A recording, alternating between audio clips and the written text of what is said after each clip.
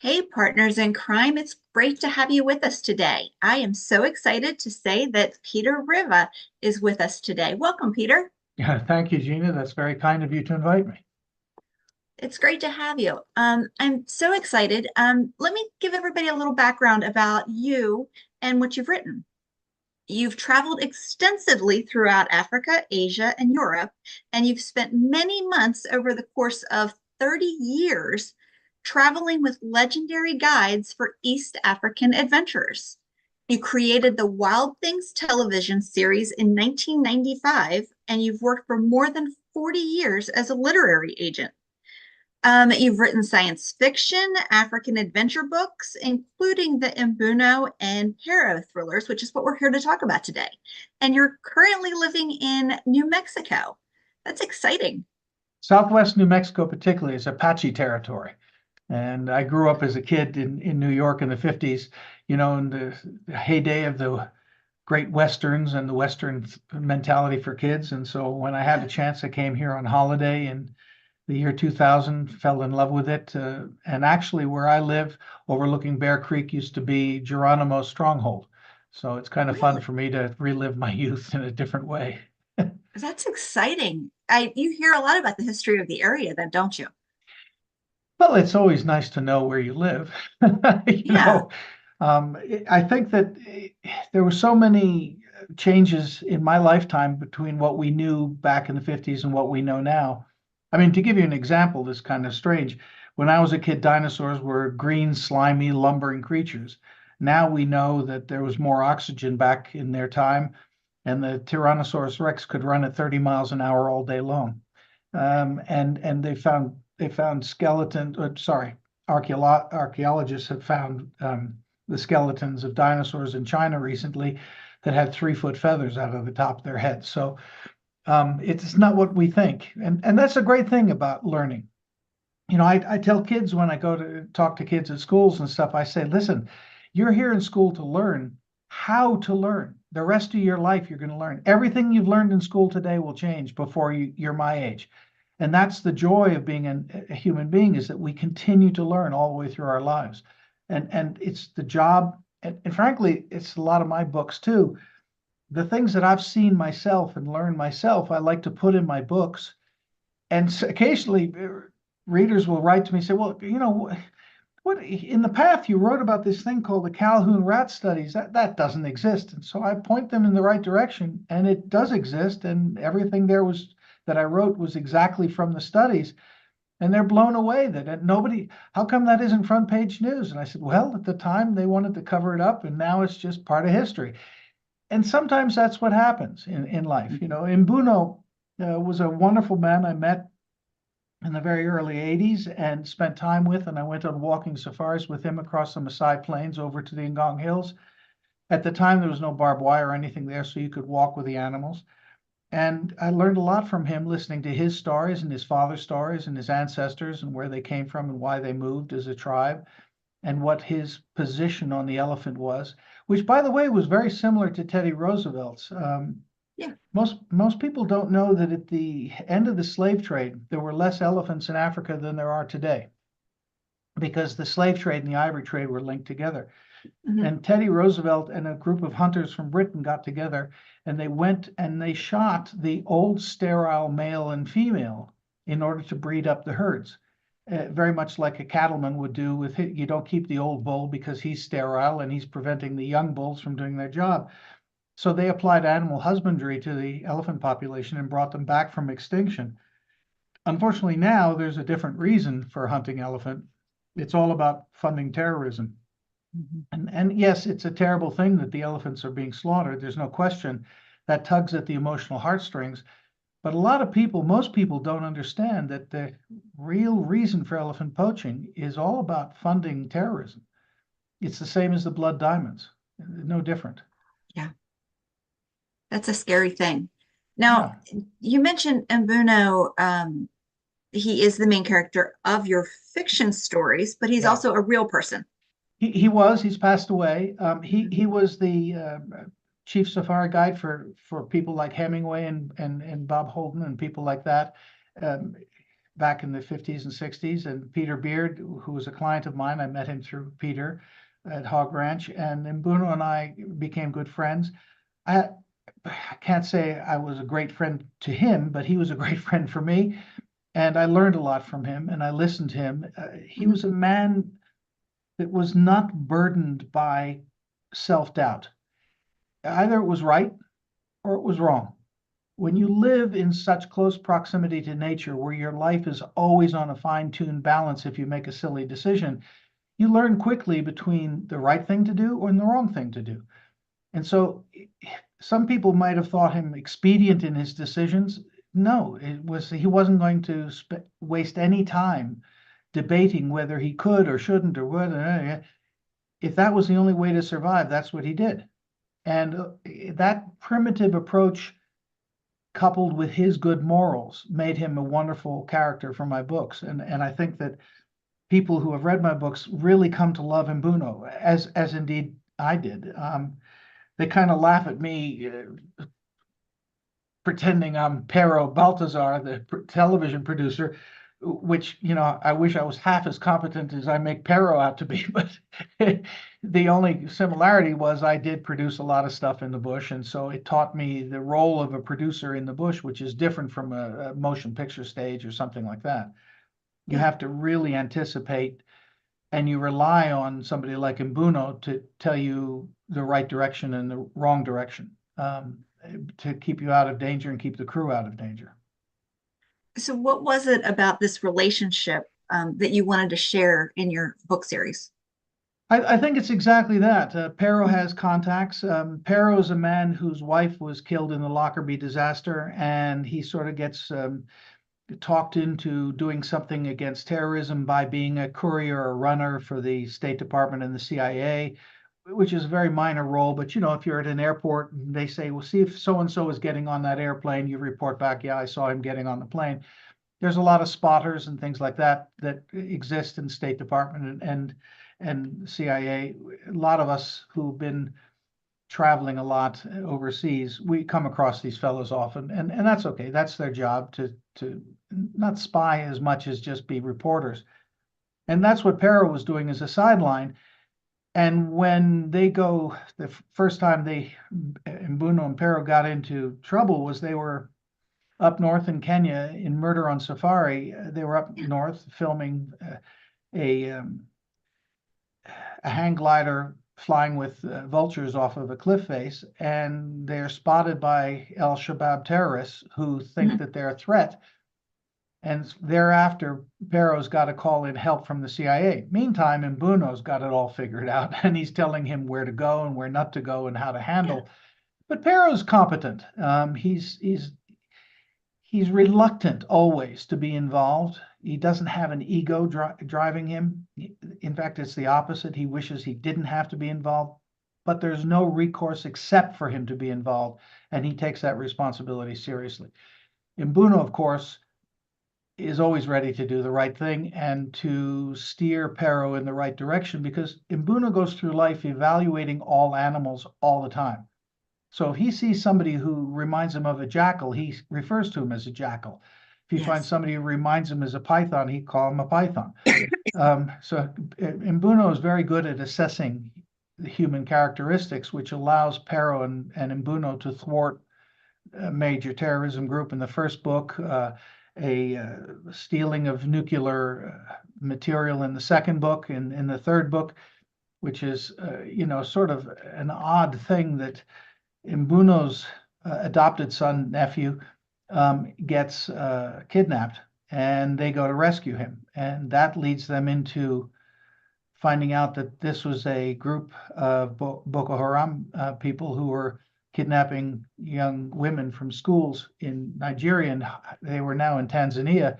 Mhm. So they go to rescue them, and in the process cause what could have been destabilization of East Africa, which turns out fortunately well. But there are always risks that Pero and Mbuno are not aware of that underlie the geopolitical issues, which I like writing about in the books, because I try and give people a perspective that they wouldn't otherwise have over the implications of what seems like a small thing, just a terrible thing that a group of girls are kidnapped, but what is the geopolitical ramifications of that if it's played in a different way? And that's what Kidnapped on Safari is. So finally, these two guys, have had enough of rescuing the world, and they decide they want to reconnect with nature, and they're going to go on a very old-fashioned foot safari Hmm. north from Lake Turkana, which has now been renamed sorry, it was Lake Rudolph, now it's Lake Turkana. And they go following the Omo River into Ethiopia, which is pretty wild territory. And they are having a great time following elephants. And they come across a poaching operation. And Mbuno deals with that very swiftly, but it's a much larger organization than just one poacher. And the implications of that, because Pero is a person who knows how to do numbers and see a global perspective, when he finds out that the number of elephants that have been taken in Ethiopia alone are 20,000 elephant over 10 years. And then he starts to do the math of what the value of a pair of matched tusks are, wholesale value. It comes to an astounding amount of money, $20 billion that goes straight through terrorism. $20 billion over 10 years. This is serious terrorist funding. Yeah. And so Pero again, and Mbuno, of course, wants to stop all the poaching completely because he's an elephant guy and loves elephants and lives with elephants. And as far as he's concerned, they should all just be killed, and that's the end of the problem. But he goes along with Pero to probe deeper and deeper and deeper into the organization and to thwart the organization that is funding the slaughter of these elephants. Hmm. And that's what the third book's all about. But walking safari is an interesting thing, different from traveling around in a zebra painted van or anything. The second your feet hit the ground, you're in contact with wild. You're in contact with it. The bugs, the insects, the potholes, the termites, the smell of the place, the feel. And it doesn't change hour after hour as you're walking, but it gets into your skin and it flows into you and you become part of the land. And that moment, day one, day two, day three, when you're part of the land, is an experience that most people will never have. And I try and write about it in the book in a way that maybe people could enjoy vicariously what it's like to go on a foot safari. You also mentioned that what you take with you on a foot safari is very different than what one would expect that you would take with you.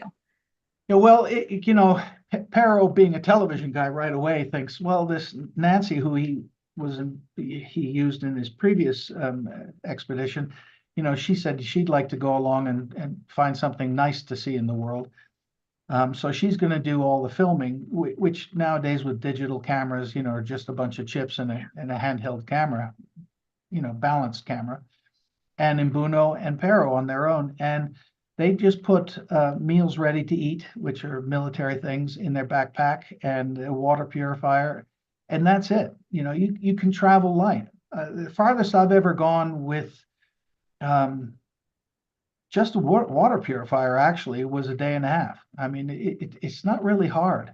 You can sleep rough. You can, it doesn't matter if it gets cold at night, make a fire and sleep during the day if you need to. It's not, you don't have to live in luxury. You can experience nature the way your ancestors did. And their foot safari is all about reconnecting with nature. So they don't pack heavy, they pack light and travel light and stay walking. The less How weight you are have on your back, the better you can walk. or run? Yeah. So how are the walking safaris important for education and for species revitalization? Well, I think it comes down to that connection. I Hmm. think that if you ever come in contact with, out here in New Mexico, we have a thing called cat claw bush. If you're walking and there's a bunch of cat claw in front of you, if you're on foot, you learn very quickly that you want to avoid them because those cat claws will dig into you. In Africa, it's slightly larger thorns, but they're hooked as well. And they're called wait a minute bushes because if you get in there, just hold still and take one out at a time. And just simple things like that. And the smell, it's hard for people to understand what it's like to stand in the middle of a comifera forest and the smell that's coming from the earth with a little bit of rain. It's just a fabulous experience and it rekindles your primordial brain. It reattunes you to everything that's around you. So suddenly you realize that chat that's in the tree that's hollering and yelling is trying to tell you that there's danger somewhere. And Mhm. sure enough, when you sit still and look carefully, you'll find that there's a leopard up in that tree who doesn't want you anywhere near the prey that he's climbed up the tree and put on a branch. Similarly, if you're walking along and you see this weird looking, is that a bunch of chickens pecking the ground? First time I saw that, it blew me away. From about 100 yards away, it looked like giant chickens pecking the ground all around this termite mound. I couldn't figure out what it was. And you just stand still, get a little closer, careful not to frighten anybody, and you just observe, and suddenly you realize it's the hatching termite nymphs whose wings are still wet so they can't fly. And all these golden eagles have gathered, somehow knowing that they're all hatching at that moment, and they're pecking the ground like chickens, eating these termites. That's their feeding feast. And it's the most amazing thing to see a half dozen of golden eagles pecking the ground like chickens. So, if you're on foot, you don't drive by it. You don't, oh, what did I see? It went by so fast. I didn't, no, you're there. You're part of the existence. And yeah, while you're standing there watching, you got to be careful as that snake who crawls across your foot doesn't get alarmed at the fact that you're standing there. But that's okay. You can learn from that. So each of your books, you mentioned a little bit about the plots for each of them, but you focus on things that teach readers about the world outside of what they would typically experience. Can you share a little bit about your intention for that? Well, to be honest with you, Gina, when you get old like I am, you've had experiences and you've had perspective that a lot of people don't have, whether it be my aerospace work, whether it be my work with computers, science projects and things that I've had a hand in. Um, and as far as wildlife is concerned, I have to tell you that there's so many things that are interconnected that people don't realize the connection of. And nobody, when I wrote the Elephant Safari, even some of the people I know who are staunch environmentalists said, Peter, your numbers on the elephants it can't be funding terrorism. What do they don't get that much money. And I said, yeah, but guys, you realize what it takes to take a pair of tusks that weigh 400 or 500 pounds for a small pair, and then they have to transport them as a pair because they only get big money for the pair, and then they got to transport them from some place in the middle of the bush to a place where they could start to ship them out. That means you're involving transportation, shipping, containers, people. All of that is money, and they wouldn't be worth doing spending all that sum of money to transport them and secret them out of East Africa if it wasn't worth a lot of money. And when you look at the wholesale cost of ivory, not including matched pairs, I'm talking about just ivory pound for pound, it's $20 billion out of Ethiopia alone in 10 years. Those numbers don't lie. And so, of course, I checked all those numbers with the various organizations and with the UN and people like that. And they say, well, Peter, you're a little low. Oh, wow. Because a matched pair of tusks that somebody in Oman or somebody in Saudi Arabia wants to display in their home, a matched Mhm. pair of tusks can go for $50,000 or $60,000, not $4,000 or $5,000 that it would be per pound. So it's not what people think.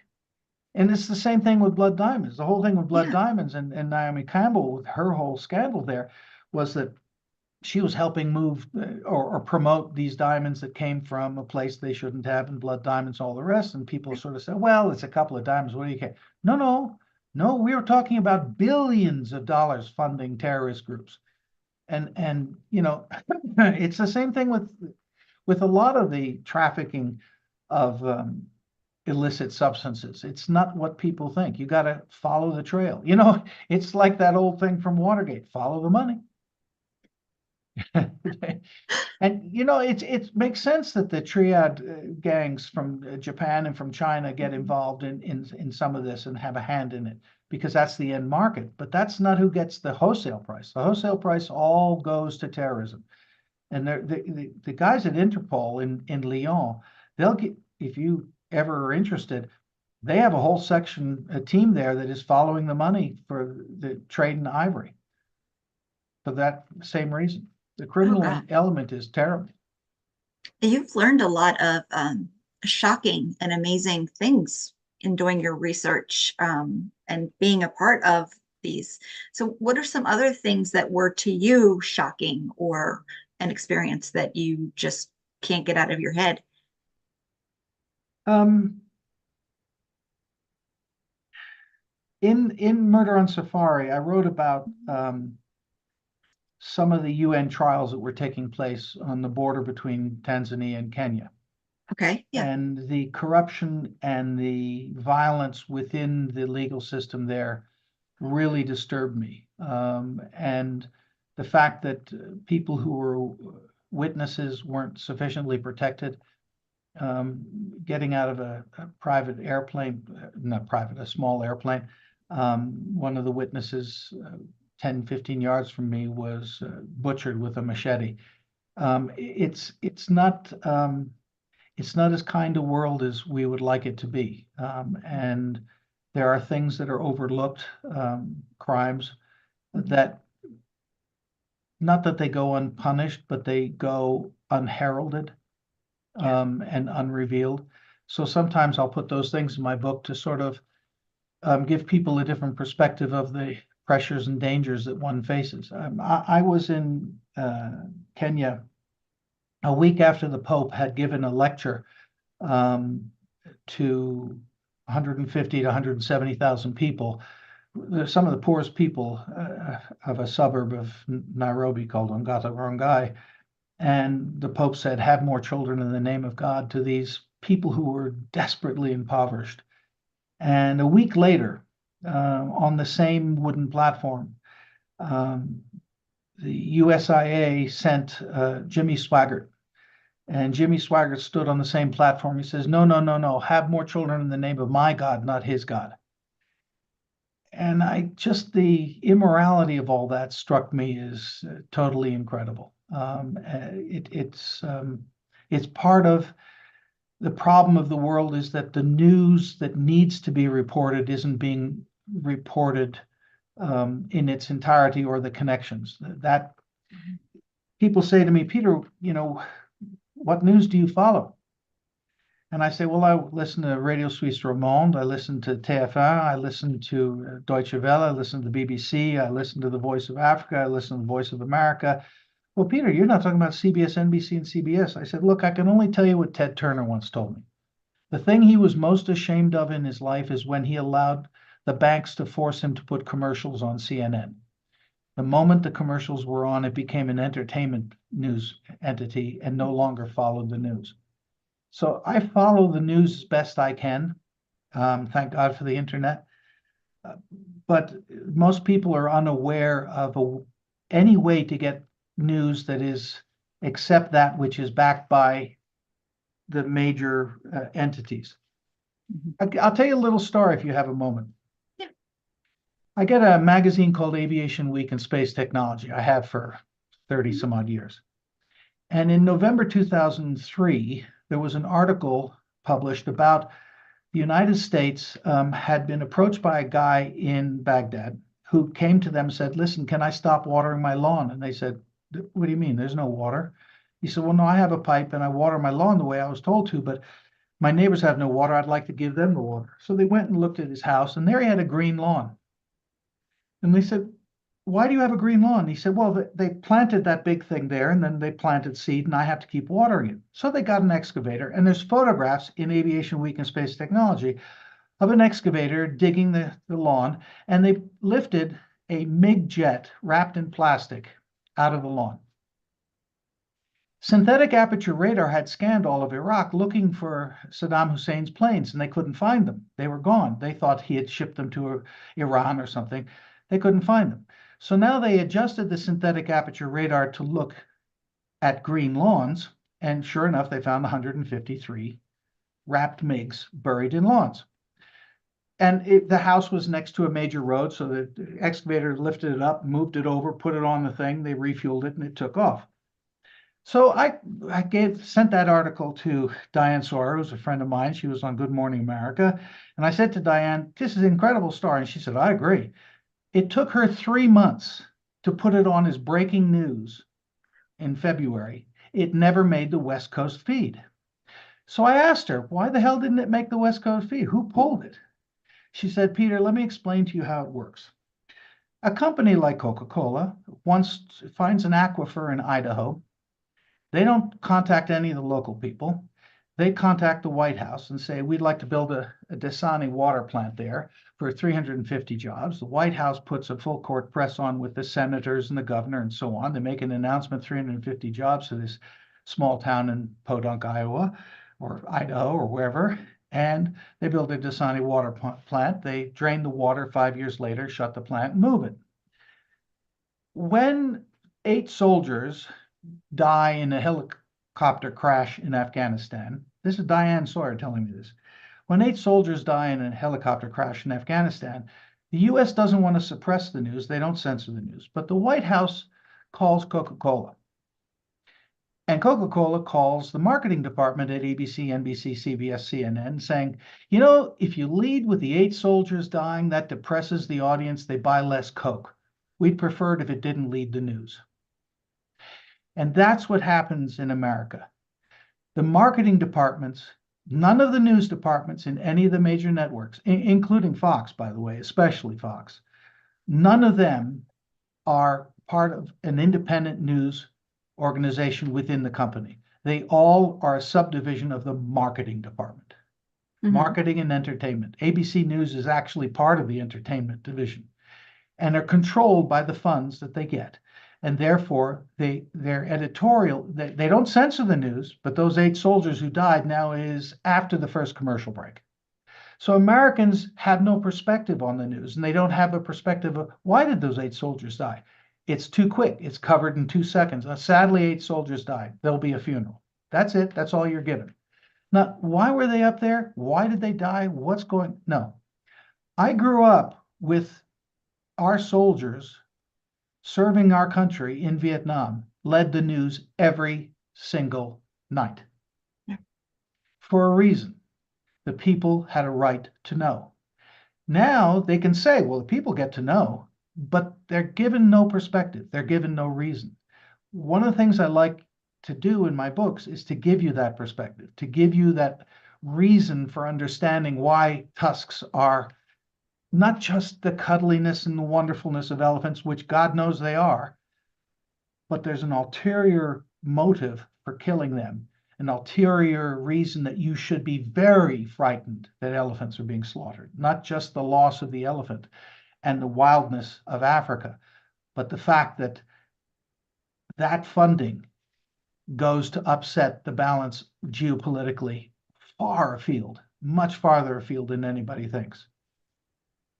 There's a much bigger picture that we need to be looking at. Always, but you're not going to get it unless you go searching for the news. And the best place to search for news are national news outlets that have absolutely no financial gain whatsoever in putting the news on TV. And sometimes that means that they're pro-America, anti-America. It doesn't make any damn difference. You can start to get facts and figures and put the puzzles together yourself. It takes hard work. I listen. Unfortunately, I'm one of those guys. I have an earpiece in here. I sleep with one at night listening to the news every night. Old habits. Okay, so let's lighten this up a little bit. Okay. The books are damn fun. That's the point. I mean, I try and put a little bit of humor in there as well, you know, because these are wonderful people, and it is page turning and fun. It's kind of, people said to me, well, Peter, why did you do the science fiction books? I said, because I got to have something really fun to write about. I mean, Simon Bank is the most anti-hero person you can possibly imagine. He's a screw up on every level and doesn't know why he's a screw up. And yet his morals are sound. So Yeah. when it comes to dealing with what everybody today is concerned about AI, they haven't begun to understand what AI is all about. AI isn't something that's going to help you do your homework. AI is all about building a consciousness that eventually will awaken. And that awakening is what the path is all about. And Mhm. fortunately, this bumbling sort of anti-hero Simon Bank is there to guide the entity to be actually a nice thing. But even in that process, the entity, which calls himself Apollo in the end, he realizes that he's a threat to humanity. He knows he's a threat. And Yeah. in book two, they very carefully sculpt a future for AI to exterminate the next possibility of any AI, and the AIs have to leave the Earth because they will be a threat to humanity. Now, this is called the Tag series. It is. It's book one is called The Path, and the second one is called Reaching Angelica. And do you have another one on the way? I do. It's You it's do? in process. That's exciting. Yeah, it's in process. It gets, people who read it say, Peter, you're dealing with sort of huge metaphysical and consciousness things and other dimensions, and is there God or not a God or creator? What? I say, yeah, because those are all issues that people deal with, and I'm just exposing things as opposed to explaining things. I think all my books are that way. Mhm. I don't really want people to take my opinion. If they had to take any opinion, take Mbuno's. I mean, that's always sound. But otherwise, what I really want to do is just expose it all so that people then get hungry for information Yeah. on their own and find a way forward. And if you can't do it in an entertaining fashion, don't bother. Because that's far more fun to learn something. The best teacher I ever had in school used to teach us all the history 4 days a week. And my God, this date, that date, this person, Mhm. that. And on Friday, he read from a book called They Saw It Happen. And it was letters written at the time of major incidents that gave you completely different perspective from what you thought it was. The fire of London, the beheading of Mary Queen of Scots, Mhm. the Mayflower journey, all of the people written at the time, as opposed to revisionist historians telling you what really happened. Sometimes it's good to read what people at the time thought. Yeah. Yeah. So, in addition to all of the writing you're doing, you have a day job. Can you tell us a little bit about that? I'm a literary agent Okay. representing 40 or 50 authors, depending upon how you count them. Some of them very successful, had been very successful before he passed away, like Stieg Larsson, who wrote, Girl with a Dragon Tattoo and things like that. I'm also in charge of my grandmother's legacy, and the everything that entails. And my grandmother was Marlene Dietrich, the actress and um, She was performer, amazing. and particularly her work in the Second World War, and we're very proud of that. So we work hard to let people know what the real story is, and keep that as an example for people going forward, that you can choose the right path in life. She didn't choose the easiest path. She chose the Mhm. right path. Yeah. Yeah. She was a great person. Yeah. She was. I mean, let's face it, she was so far in advance of her times. Mhm. What people say, oh, she was AC/DC, she was this, she was that. No, she was just a romantic. She'd fall in love with a song, she'd fall in love with a good meal, she'd fall in love with somebody who was truly lovely, and male or female made no difference. She was a romantic. She was kind of stuck in teenager mode her whole life because of her father died before the First World War. Her stepfather died because of the First World War. So her childhood was marred. And when she wanted to become an American in the early 30s, but um, the guys at the OSS sort of talked her out of it, because they wanted her to keep Hitler on the hook. that she would or wouldn't return to Germany. And that way she still could make phone calls to Germany and rescue people, which she did. She used to phone, back then, America had this policy that you couldn't immigrate to this country unless you had a unique skill. So great directors, actors like Peter Lorre, those people, they could get a visa. But if you're a cable puller, if you're a lighting guy, if you're a cameraman, you didn't have a unique skill, so you couldn't get a visa to leave Germany, particularly after 33, when if you were Jewish, you couldn't get a job. So she would phone the people that she knew who worked at UFA and the other places and say, I really miss you and your family, and the kids were wonderful. I met them all. And these people would say, it's nice of you to remember us. I'm in Paris. Why don't you come and visit me? I'll send you a ticket. Come to Paris. Make sure you pack a bag. I don't know how long you'll stay. And it was kind of like code. These people would come, and at 5:30 in the morning, when the overnight train arrived from Berlin, she'd meet them at the train station, hand them two suitcases, one full of food, one full of necessities, and hand them the tickets to keep going all the way to Portugal, because she knew they had to get out of Germany. Nobody knows how many families she helped this way. We know of 5 or 6 who made contact afterwards, but my grandfather always said it was like 40 or 50 families, but he may have meant 40 or 50 people. We're not sure. But the fact is, that's what she was doing because that's what she could do. It was the right thing to do. The OSS was using her for trying to build a 5th column within Germany, and so they would have her make phone calls. And of course, her voice was so distinct, the person she was talking to would know that it was real, and therefore maybe what she was telling them to make contact with somebody wasn't the Gestapo, fooling them. And then, of course, in 39, when it became obvious that she wasn't ever going back, period, she, as soon as she could, became an American. Clark Gable used to have a competition with her, who could raise more money in war bonds, and she always won, and it really niggled at him. The king of Hollywood raised less money than she did. But Danny Thomas told me over lunch, breakfast many times. He said, your grandmother, she's terrible. She tried to get us killed every single day. There we are near the front lines and everything. She said, it's still daylight.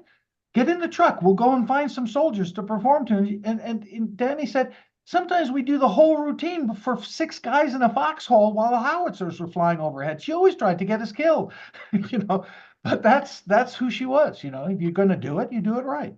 You do it all the way. Oh my goodness. Oh, That's why she got the Medal of Freedom. That's why the French gave her, all the awards they did, and the Dutch and of course the Belgians. And it wasn't because she was a film star or this or that. It's because she was helping the war effort in as concrete a way as she possibly could. There was nothing else she could think of to do that she didn't achieve. And the generals loved her, the soldiers loved her, all the Allied soldiers loved her, and for good reason. And they became her boys. And the rest of her life, she pretty much dedicated her time to the boys. So yeah, I grew up with that. But also, she was a paperback a day reader in her older age. yeah. And she loved crime stars and thrillers and everything else. I never, unfortunately, wrote mine before she passed, but I wish I had. I would have liked her opinion. Yeah, I can imagine. That'd be amazing. Yeah, So you've lived all over the world, I have. and you have visited even more places. 60 countries and counting. Wow. And you have chosen a very smallish place. And It is small. tell us why you chose to live where you've lived after everything that you've seen. Well, I wanted to come to Apache territory as a kid of Western aficionado, and I wanted to just see what it was like out here. And as soon as I got here, I felt so at home. It reminds me of the Ngong Hills of East Africa. Everything here is pretty much the same. The soil, the temperature, the altitude, and I just loved it. And initially, we built a sort of a winter retreat we had a farm in upstate New York, and the snow started to get to me. So we built a winter retreat, and then shortly thereafter, my wife got arthritis, and when she was here, because it's such a dry atmosphere, she was taking half the medication she was back east. That's huge. So I Yeah. said, well, why don't we just move? So we just moved and settled here in '07 actually. Mhm. And I've been here since, and I love it here. I back onto the Gila Wilderness, which is 3.5 million acres of true wildlife, and with all the creatures you can imagine. Just this morning, I listened to the wild turkeys down at the creek, and we have every raptor you can think of, and mountain lion, and coyote, and fox, and it's great, and wolf as well, and snakes, and 1/3 of all the bird species North America come through here twice a year, which is a great joy. I bet that's beautiful. It is beautiful. Actually, one of the things that I really look forward to is when the sandhill cranes decide they're going to fly north again in the spring. They do their practice flying up and down Bear Creek, which is underneath my property. So I get to look down on them as they fly up and down Bear Creek. That's quite spectacular. Wow. That Yeah, sounds amazing. yeah, I'm very lucky. I am very lucky. Wow. All right. Well, it was great to have you with us today, Peter. Tell listeners how they can find you. Well, peterriva.com, Okay. Peterriv for victory a.com. The V for victory was my father. He always insisted people spelled his name with a V for victory because he was a soldier in the Second World War.